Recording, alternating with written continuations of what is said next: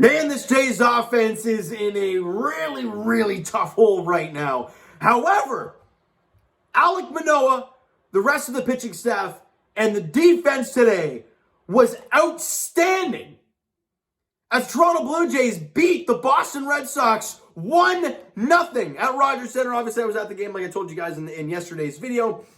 And before I go any further, I want to let you all know that starting on... So Sunday's video will be okay, but after that, starting on Monday night, right through the week until Tuesday, so like a full week and a day, myself and a bunch of the Blue Jays center crew were taking a trip to California for the week. It's going to be so much fun. And I'm just letting you guys know now that videos might be later than usual uploads. And I don't know how it's going to be done while we're there. So it's going to be tricky, but I'm going to find a way to get it done for you guys. But I just wanted to give you all the heads up that starting on this upcoming Monday, right through the week, and then the Tuesday, the following Tuesday, so like 9 days, May 10th, I return to normal here, all right? So I just wanted to give you guys the heads up there that May 3rd to May 10th, that will be a wonky time for videos, but I'm just letting you guys know right now. And that's a good thing because the Leafs are in the playoffs and maybe they'll do something different. I don't know. But let's talk about this ball game. And it's not like the Jays lacked chances. They didn't. They had tons of opportunities to score runs in this game. You go to the first 2 innings of this ball game. The first 2 innings. You have runners in the corners, 2 out. I believe George Springer was one of the guys at the plate and Matt Chapman the other. You can't get it done. It's a 0-0 game. It's like, man, you have these golden opportunities early with Manoah out there dealing. You got to find a way to capitalize because a good offensive ball club in the Red Sox, more often than not, they will find a way to score runs in bunches. You saw that yesterday, and they will find a way to beat you down. Now, they didn't have Xander Bogaerts in the lineup. They didn't have JD Martinez in the lineup. The Jays did not have Vladdy in the lineup today. And so he did not play. No Zach Collins in the lineup. So the Jays were losing some guys. I mean, I can't believe I said Zach Collins is one of the names, but Vladdy was not playing for the Blue Jays, basically. So that lineup looked a little shaky to begin with. However, they got chances. And I think if they were just, if they only had like 2 hits and they got a solo bomb or something like that and won 1-0, I'd be like, look, the Jays offense, the lineup looked garbage, and it's just they didn't get anything done. They got the opportunities. They just really couldn't capitalize. And in that 3rd inning, the Jays, once again, 2 guys on and 2 out. But this time, Alejandro Kirk rips one into left field for a base hit. In comes Lourdes Gurriel Jr., and the Jays are in front 1-0. And we're like, all right, good stuff. They can't score anymore there. And I believe it was like the 6th or 7th inning where I looked at the scoreboard and it said 8 runners left on base. And I'm like, man, this might come back to haunt you. But Alek Manoah, I mean, what can you say? The kid is outstanding. I say kid because I'm technically older than the guy. Or am I older than the guy? Either way, he's massive. So he's a damn human. He's a man. And he was acting like that today. Made the Red Sox off balance all night long. They made a couple good pieces. Got a couple of good pieces on them, but, a couple, and that was about it. He was spectacular. He goes 7 strong innings. And then you give way to the bullpen where Adam Simber and Jordan Romano lock it down. And you shut out the Boston Red Sox. And more importantly, you win the series 3-1. So Jays fans, let me take you through this stretch. We talked about it, right? That 16-game span of you playing the Boston Red Sox in Boston. Then Houston in Houston. Coming here for 4 against the Red Sox. Then you welcome in Houston. Then you welcome in the Yankees. A 16-game span of absolute mayhem because you're playing some insanely good teams all in a row. Plus your lineup ain't the healthiest with Teoscar Hernandez not being available for any of these games. And so the Jays won the series in Boston 2-1. They won in Houston 2-1. And they come home to take on the Red Sox for 4. And as much as they didn't play their greatest baseball, they found a way to win 3 of 4. It's remarkable. The Jays are what? Oh, God, math. 7-3?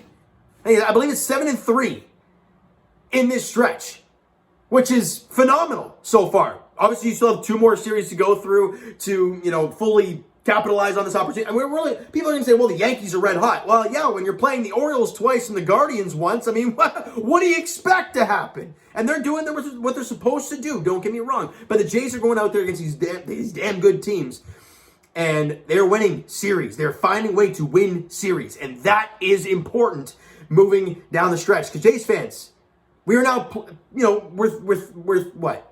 +3 games over the Boston Red Sox in the season series. Like, that could become massive down the stretch of the season. We saw how last year, right? The Jays, they couldn't pass the Yankees and they ended up tied because the Yankees had the season series or the Red Sox had the season series. And that hurt us deeply because we couldn't win games early. This year, you're winning those games early against the Red Sox. Not sure how much it's going to mean against the Astros, but it's more or less a statement. And it's really nice to witness. Now, offensively, though, the team's got to figure it out. Like, we can talk about how the team's 13-7. They're 6 games above. They still haven't lost a series. They're playing incredibly, they're winning a lot of games. But offensively, they're nowhere close to a finished product. Now, you could say that's because, you lost Danny Jansen, your regular catcher. You lost, obviously, Teoscar Hernandez, who's working his way back. Vladdy obviously hasn't, obviously wasn't okay today. And his power numbers, extra base hit power numbers, have not really been there lately. And Bo Bichette hasn't hit a lot, right? This team will find their stride. It's just a matter of, and Matt Chapman as well. I thought a lot of bad swings today from Matt Chapman, but you know what? Again, I'll say it again, Jays fans. I'm being very calm with Matt Chapman. I mean, I'm okay. At times I'm not, but I think of it this way. We hated Marcus Semien in the first month. The guy was hitting under 200, and we're like, damn, this guy is bad. He's a really bad one-year deal. And then he obviously finished off the year the way we all know it happened. Now, I'm not expecting Matt Chapman to do what Marcus Semien did. However, the fact that we're judging the guy the first month of the season after we did Marcus Semien and things have turned, I mean, haven't we learned our lesson by now? Give the guy an opportunity. And for Matt Chapman, he deserves it. Now, offensively, Alejandro Kirk went 2 for 4 in the game with an RBI. I thought he had some really good at-bats at the plate. Had 6 hits total for the team, though. And only 5 strikeouts. The team didn't really, the team struck out 5 times, excuse me. So they didn't strike out a lot. They were putting a lot of balls in play.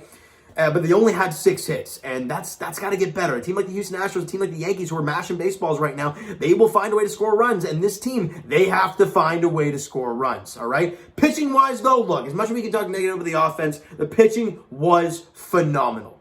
Pitching and defense, more often than not, will win you ball games.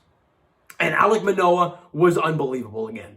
7 innings of 3-hit ball, walked 1 guy, and struck out 7.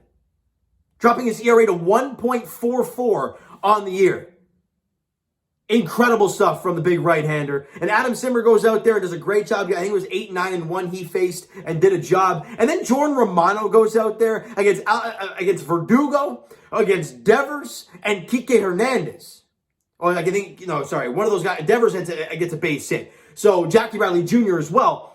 And all he gives up is that 1 single to Rafael Devers. Gets a strikeout in the clean inning for save number 9 on the year for Jordan Romano. And like I said, the Jays win the series 3 games, so when they do what they're supposed to do. Now, let's preview the 3-game weekend set against the Houston Astros, all right? So, tomorrow night, the opener of the series, you have Jose Urquidy on the mound for the Astros versus Yusei Kikuchi on the mound for the Jays. It's 7:07 first pitch tomorrow night. You could arguably say that's the biggest game of the series. The reason being, you have Garcia going for the Astros in Game 2 and Jose Barrios going in Game 2 for the Jays at 3:07 on Saturday. And then in the Sunday finale, Framber Valdez going for the Astros and Kevin Gausman going for the Jays. And the way that Jose Barrios has been pitching lately, he's kind of getting better and better as it starts going on. And Kevin Gausman has been unreal. If you can find a way to get that W in Game 1 with Kikuchi on the hill, it sets you up.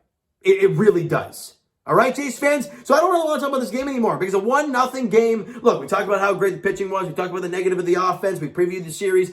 That's all we got to do. Now it's up for you guys in the comments to go crazy, all right? So you know what, guys? That is going to do it for this one. If you enjoyed the video and enjoyed the game this afternoon, enjoyed the pitching performance this afternoon, smack the like button. Do appreciate that. Hit the subscribe button. You guys not already. Comment down below. Thoughts on the video. Thoughts on the game. Would you like, would you not like from today's game for the Toronto Blue Jays? The Twitter link is down below, so follow, send me a DM to that great stuff. The Instagram link is also down below, so follow up there if you guys have not done so already. And I will talk to you guys, Raptors edition, you guys know when. Later tonight. It's halftime right now. we'll see what happens. As for the Toronto Maple Leafs, they play game 82 of 82 tomorrow night as they host the Boston Bruins. We already heard today that there's going to be lots of resting for the Buds tomorrow night, so we'll see what the team looks like come game time, but it really won't mean anything, obviously, so just go out there, finish up the game, stay healthy, and have at it and get ready for the playoffs, all right?